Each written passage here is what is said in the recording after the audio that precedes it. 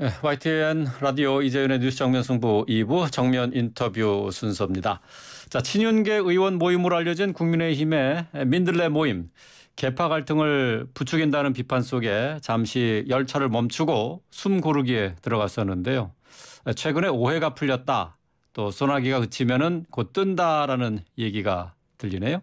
자, 민들레 모임의 공동 간사이시죠? 이용호 의원 연결해서 관련 내용 포함한 현안에 대한 얘기 나눠보겠습니다. 이 의원님 안녕하세요. 네, 안녕하세요. 네. 자, 먼저 민들레 모임에 대한 오해가 풀렸다라고 말씀을 하셨어요. 구체적으로 어떤 오해가 어떻게 풀린 건지 설명해 주시겠어요? 당초에 이준석 대표나 네. 권성동 원내대표가 이 모임 자체가 이제 당정 대통령 비서실에 함께하는 논의하는 협의체다 이렇게 보도가 돼서 상당한 이제 반대를 하고 그랬는데요.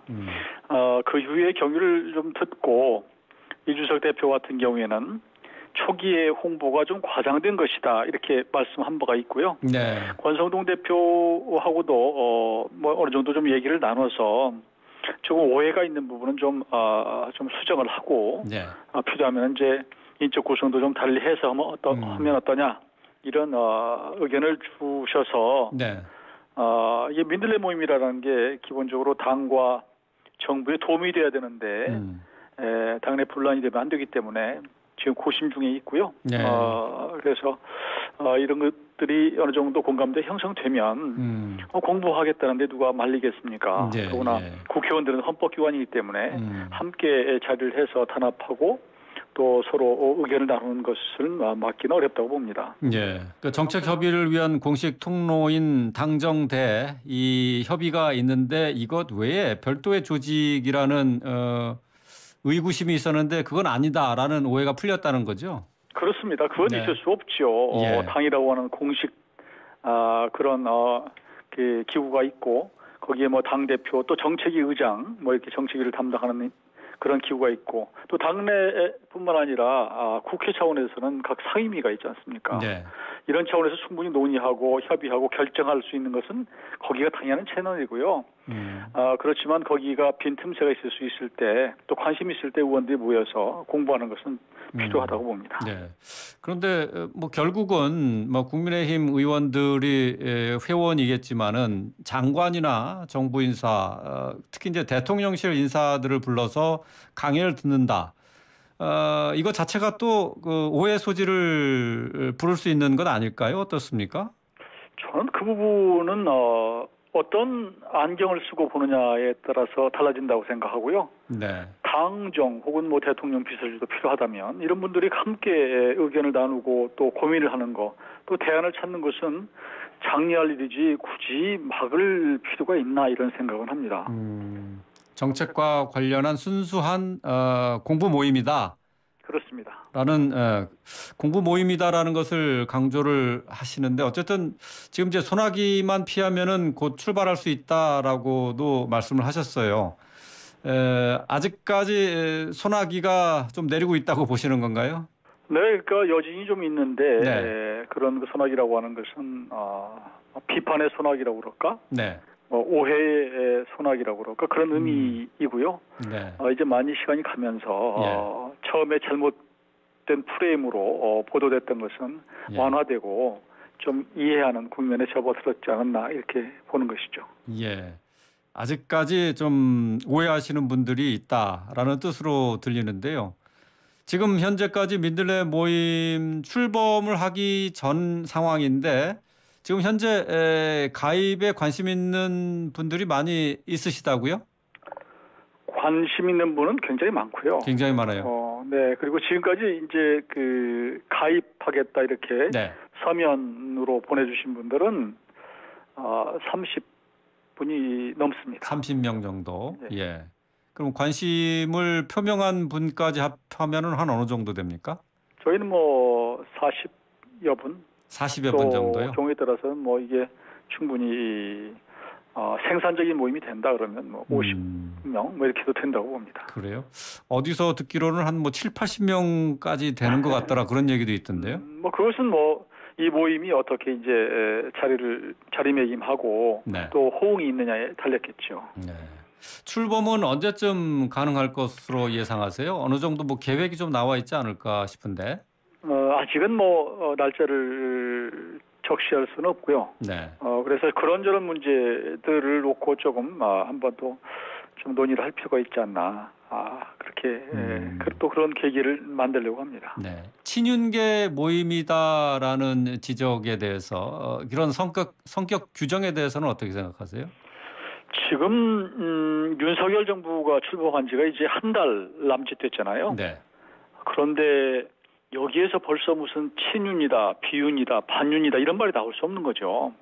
그러니까 지금은 더구나 여소야대 상황에서 집권 여당으로서 윤석열 정부의 성공을 위해서 네. 어떻게 보면 단합해서 일사불란하게 지금은 좀 뒷받침하는 그런 시기인데 그런 얘기 자체가 나오는 것이 저는 매우 못마땅합니다. 예, 알겠습니다. 자, 이번에는 국민의힘의 새로운 갈등의 내관이 아닐까 하는 우려가 나오고 있는 얘기를 좀 한번 짚어보도록 하겠습니다. 출범을 앞둔 국민의힘 혁신위원회를 두고 이준석 대표의 사조직이 될 것이다라는 당내 일부의 비판, 배현진 의원이 그렇게 얘기했던 것 같은데요. 이런 비판은 어떻게 생각하십니까? 저는 당대표가 당을 혁신하기 위해서 그 공식 기구를 이렇게 적법 절차에 따라서 만든 것은 네. 이걸 사조직이다가 표현하는 게 과연 맞는 것이냐? 저는 적절치 않다고 봅니다. 네. 다 언제든지 이제 대선과 그 지방선거를 연거푸 승리를 하고 새롭게 이제 뭔가 또 그 나아가고자 하는 당대표의 의지나 이런 네. 것들을 너무 폄훼해서는 안 되고 이건 저는 이 부분을 그렇게까지 네이밍을 해서 네. 프레이밍을 걸어서 좀 비판하는 것은 좀 지나친 거 아닌가 이렇게 봅니다. 네. 구성 인사를 놓고 하는 얘기가 아닌가 싶어요. 이준석 대표와 좀 가깝거나 좀 뜻을 좀 같이 하는 의원들이 인사들이 이 혁신위원회에 있는 것을 두고 그렇게 얘기하는 건가 싶은데. 그러면 이준석 대표가 지금 혁신위를 구성하는 것은 각 최고위원들이 지금 하나씩 추천하기로 하지 않았습니까? 그래서 이제 구성이 됐는데 그렇게 그런 논리를 확산시킨다면 최고위원회가 그러면 사조직인가요? 저는 그렇게 안 봅니다. 네. 예. 자, 지금 사조직 의혹을 받게 된 배경이 이제는 대선과 지선 성공을 위해서 뛰었지만 앞으로는 자기 정치를 하겠다 이렇게 얘기한 이 대표의 발언 때문에 이렇게 얘기가 되고 있는 게 아닌가 싶은데 말이죠. 이준석 대표의 자기 정치 어떤 의미로 받아들이십니까? 이게 자기 정치라고 하는 표현을 제일 먼저 쓴 분은 정진석 부의장이에요. 네. 그 당시에 우크라이나로 이준석 대표가 가니까 좀 의아하다 배경이 이렇게 제기를 하면서 자기 정치 이상도 이하도 아니다 이런 지적을 하니까 나름대로 이제 이준석 대표는 그동안 두 번의 선거를 위해서 열심히 노력했는데 알아주기는커녕 이게 이제 그런 공격이 들어오니까 그러면 지금부터 제가 자기 정치라도 할까요? 이런 마음에 약간 화난 감정이라고 할까 섭섭한 감정을 그런 식으로 표현하지 않았나 그렇게 봅니다. 예. 자, 또 다른 갈등에 좀 근원이 되고 있는 것이 이제 최고위원 선임을 두고 이준석 대표 또 안철수 의원 간의 갈등이 계속되고 있는 부분입니다. 자, 지금 현재까지 이준석 대표나 안철수 의원이 서로 자기의 주장이나 뜻을 굽히지 않고 있는데, 자, 지금 현재 상황에서는 어떻게 마무리되는 게 바람직하다고 생각하십니까? 저는 이준석 대표의 말도 일리가 있고, 또 그 안철수 전 대표의 얘기도 일리가 있다고 생각을 해요. 그래 여야도 아니고 당내 이제 한 당 식구가 된 분들끼리 이런 문제 가지고 자꾸 티격태격하는 게 옳은가 하는 생각이 들어서 정치는 결국은 타협의 마술이고 예술이기 때문에 결국은 이 합의라고 하는 건 거의 중간에서 만나는 거거든요. 중간 지점에서. 그러니 두 사람의 모임을 다 바꿔주지 않는다면 적어도 한 사람씩 양보해서 그런 명분을 찾아서 빨리 합의를 하는 것이 좋지 않나 이렇게 봅니다. 한 사람씩 양보한다고 하면은 지금 최고위원으로 한 사람만 보충하는 것으로 이렇게 협의하는 게 낫지 않겠느냐 그런 말씀이신가요? 아니 그러니까 지금 이준석 대표는 두 사람 다 거부하는 입장이고 또 안철수 전 대표는 두 사람 다 고수하는 입장이니까 네. 한 사람 정도는 좀 바꾸는 그런 모양을 취해왔던가 그런 생각을 하지요.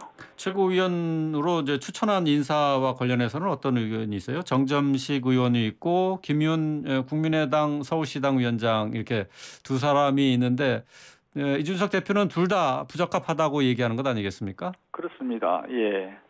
근데 저는 이제 이게 합당 과정에서 이제 최고위원 두 석을 지금 국민의당에서 추천하기로 돼 있는 거거든요. 네.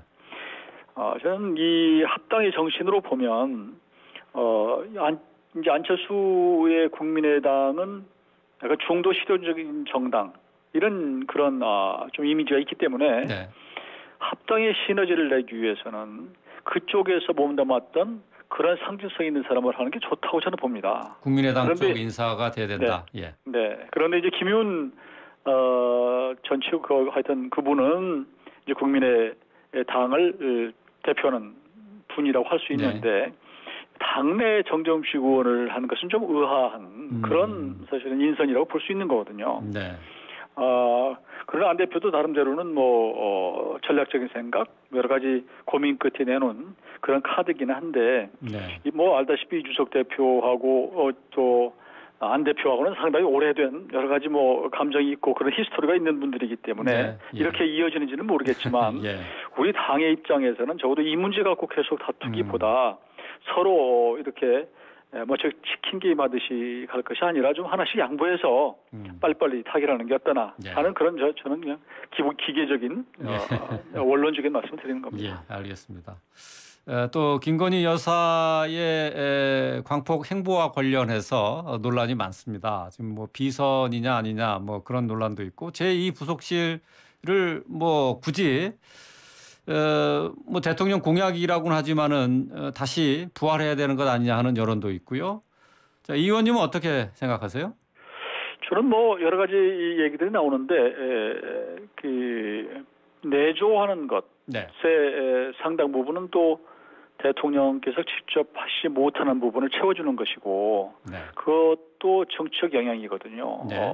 그래서 자꾸 그냥 자맹을 하거나 네. 또 자꾸 논란이 구설수에 오르는 것보다는 아예 당당하게 네. 어떤 기구를 구성해서 뒷받침하고 또 필요한 거 있으면 언론에 처음부터 일정 공개하는 것도 어떤가. 실제로 국회의원 부인들도 다녀보면요. 네. 적어도 운전하시는 분이 하나 필요하고 또 그러면 어디 장소에 갔는데 운전하고 나중에 이제 주차하느라고 있는데 혼자만 덩그러니 내려놓을 수가 없으니 또 수행도 필요한 것이고 적어도 네, 네. 또 언론 소통 필요한 부분 또 이제 대통령의 부인이기 때문에 경호나 이런 것들도 필요하지 않겠습니까? 그래서 네. 이런 부분은 지난 대선에서의 공약은 어떻든 간에 오해나 또 사적으로 여러 가지 그 루머나 네. 이런 것을 자꾸 생산하기보다는 공적 기구를 두고 관리하는 것이 좋다고 봅니다. 공적 기구를 두고 관리하는 게 좋다라고 말씀하셨는데 결국은 이제 부속실을 부활을 염두에 두고 하시는 말씀이시죠? 네, 명칭이 어떻든 간에. 예, 네. 예, 알겠습니다. 근데 사실은 김건희 여사 같은 경우에는 조용한 내조를 하겠다. 그러니까 이제 밖으로 나서는 정치 활동이나 이런 걸 안 하겠다라고 했었기 때문에 이 부분에 대한 논란이거든요. 그러니까 아예 언론의 주목을 이렇게 받는 바에야 공적으로 대통령 영부인으로서 활동을 할 필요가 있다. 그렇게 말씀하시는 거죠. 그렇습니다. 네. 이제 좀 더 그런 조용한 내조를 다른 측면에서 하고 전혀 언론에 노출이 안 된다면 또 다른 문제인데 조금 지금은 하시고 계시거든요. 네. 그래서 자꾸 여러 가지 이제 말들이 나오니 그렇다고 한다면 공적으로 하는 게 좋겠다는 말씀이고요. 네. 공적인 활동을 하기 전에 대통령 공약 파기에 대한 사과를 먼저 해야 된다. 그런 얘기가 계속 나오고 있더라고요. 그런데 공약이 아마 수백 개 뭐 이렇게 되고 그런데 네. 국민들이 이미 이 부분에 대해서 지금 알고 있는 거거든요. 어떤 게 바람직스러운가 아닌가 이게 부분이 중요하지. 자꾸 뭐 네. 말로 뭐 이거 하나하나 사과하고 이럴 일인가. 그래. 예. 어련히 뭐 국민들이 판단하시겠죠. 예, 알겠습니다. 또 어제죠. 지난 2020년 9월에 있었던 서해 공무원 피살 사건에 대해서 국방부하고 또 해양수산부에서 해경이죠. 해경에서 월북 시도가 없었다라고 자진 월북은 아니었다라는 판단을 내놨어요. 그러니까 2년도 안 돼서 정부의 판단을 뒤집은 건데요. 이게 이제 신구 권력의 충돌 양상으로 확산되는 것 아니냐 하는 우려가 나오고 있습니다. 여기에 대해서는 어떻게 생각하십니까? 이 문제를 신구 권력의 충돌이다 이렇게 접근해서는 저는 안 된다고 봅니다. 그러니까 진실이 뭐냐, 네. 팩트가 뭐냐고 하는 게 중요하다고 보는 것이고요. 이걸 마치 정치적으로 정적인 해석으로 이게 현 정부가 윤석열 정부가 전 정부를 공격하기 위해서 했다라고 하는 접근은 매우 부적절하다고 봅니다. 그러니까 사실은 국가라는 게 뭐예요?